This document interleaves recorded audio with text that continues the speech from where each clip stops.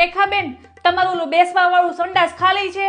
ના ના મારે નથી જવું, મારે ફાઈજી ને જવું છે, એને અહીંયા ફાવતું નથી. મેં લાય રેખાબેન ને પૂછી જોઉં. મેં કીધું એના ઘરે છે ને બેસવા વાળું સંડાસ છે, તો મેં કીધું ખાલી હોય ને તો હું મોકલું એને.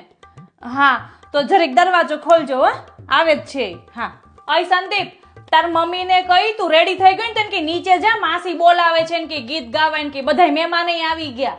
અહીં હું શું કહું છું, તમારી મોટી ગાડી ખાલી છે તો વાડીમાં છે ને થોડીક બાયુના ફેરા મારી દે ને મારા ભાઈ, તો છે ને જમવાના ટાઈમ ઉપર બધી બાયુ પહોંચી જાય. એટલે તો મારા ભાઈને જરી કયો નીચે ઉભા રહે, હમણાં હું થોડી ઘણી બાયુને છે ને ત્યાં મોકલી દઉં છું નીચે. તમારે બધાને છે ને મારી ઘરે 2 દિવસ જમવાનું છે, એટલે તમારે કોઈ છે ને ઘરે રસોઈ નથી કરવાની હો. હા પછી કહેતા ને કે મેં કીધું નહીં એમ.